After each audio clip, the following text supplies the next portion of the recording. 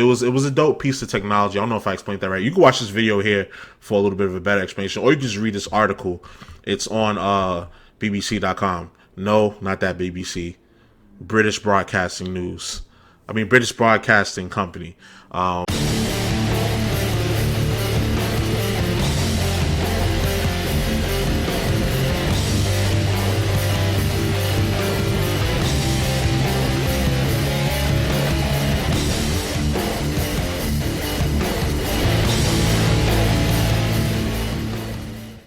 What's good, YouTube? It's your boy Justice Falls. We back at it again with another video, and today we see the end of an era, as you can see right here. But before we get into it, just want to give a few plugs. Like I've been saying in the past few videos, I do have a podcast. It is called the Justice Falls Experiment. It's not mostly about gaming too much. It's more about, you know, what's going on in life and politics and the weather and hip hop and music and pop culture, everything. I cover a little bit of everything, so it should be floating around on the screen somewhere. You can also check out my website, which is just floating around on the screen somewhere, and I have merch on there. I have my music on there. I have my latest and greatest YouTube videos on there, because now I'm starting to compile videos, you know, so you can watch my most popular ones on there, or the ones I believe to be the most popular, the most important or funny. My new song's on there, Full Circle. You can check that out. And excuse me. You can check that out on there, and that's it. That's all I wanted to plug. So without further ado, let's get into the video. What's good? This is post-production Justice Falls. I see that 98% of you that watch my videos are not subscribed. So subscribe. What's wrong with you? What are you waiting for? Hit the button. All right, so Adobe Flash Player is finally laid to rest. So if a lot of you have used Flash, all of you have used Flash, but you just probably don't know that you've used it. Now, Adobe obviously is a company with which creates a bunch of different apps for creative people, like developers, artists, things of that nature, like Photoshop and Dreamweaver, all of those apps at Adobe Suite. You guys know that. So Adobe Flash is one of their most, I would say, lucrative and most useful pieces of technology that they came up with. And as you can see, it's ending on January the 12th. It was really popular back in the days.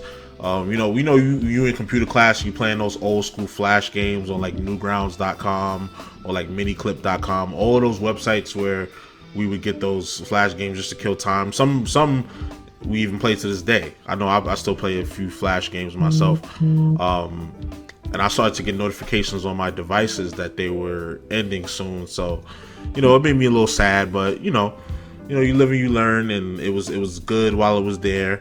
And for those of you that don't know, it was basically a technology that allowed developers and creators to put out anything from ads to like music videos and news videos in a compressed manner. Like it only took like 2 megabytes to produce like a 3-minute video on a browser. So it would work in conjunction with the browser to give you a larger amount of content than the file size would imply.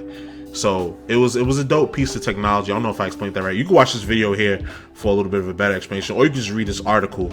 It's on BBC.com. No, not that BBC. British Broadcasting News. I mean, British Broadcasting Company. Yeah, they did a whole little story on this, and the reason why it's going down is because over the years there's been security concerns with a Flash Player. It's not as secure as, let's say, a HTML5 format, which is kind of similar, but just a more secure version of it, which is what a lot of browsers are turning to. And it just was outdated technology, and by the time they were able to get the platform going, as you see here, by 2009, Adobe Flash was installed on 99% of internet desktop PCs. Everything was already shifting towards mobile devices, and they did come out with a mobile version of the platform, but it just didn't work out. It just wasn't. It just couldn't keep up with the times, and it wasn't that secure. So a lot of different platforms and developers and things of that nature wanted to move away from it because of those issues. As you can see here, Steve Jobs, he was very critical of Flash. He was just stating that it just drains battery. It wasn't used. You couldn't really use it on a touch screen because usually it's just like a static image. Like you're like as you can see my screen. Like imagine this right here is your Flash. Like this is the only area in which you can view the video or play the game. Like you can't move it around. You can't move it to your second screen and things of that nature. So there was some legitimate concerns with it, but I think it was really convenient, and it was very important to me coming up in my formative years, in my childhood. So I knew it was ending, but this article reminded me of its ending, and told me why it was ending. So that's why I wanted to just do a little video on it. And I know it's the same for a lot of you guys out there who have played or continue to play Flash games. So in light of that, all the old Flash stuff, there is a project going on known as Ruffle, and it's a software that's being developed that allows you to still run Flash content on the web browser without the plugin. Because you know how you download Chrome, you have to do these plugins and extensions and stuff. That's what's going away. So we'll no longer have that app. But this is preserving the technology. This Ruffle experience is going to preserve the technology so that you can play Flash. And then they currently have more than 2,000 items on this, so old Flash games and things of that nature. So I think that's cool. I think I'm gonna indulge just for nostalgia. I might throw up some videos of me playing some Flash games before it's all over. A lot of these games are now being developed for phone or already on your phone, and you can just play them like that. But it was something to go into a computer lab in like 5th or 6th grade, or even 7th and 8th grade, going into high school and just going in there with your friends and you guys taking turns on this game, or you go to school and they're like, yo bro, did you play this game? Did you play that game? It just brought people together, through this outlet that we all love called gaming. So that's another reason why I did it, because it's very closely gaming related, even though it's not fully focused on gaming. It's very closely gaming related. So I thought that was cool. And the last thing I wanted to talk about is how you can remove it from your computer. So after January 12th, which is, as of today, it's January 2nd, so in about a week and a few days, it's going to be obsolete. So it's going to be no reason for you to have it on your computer, so you might as well just delete it. So this BBC article gave you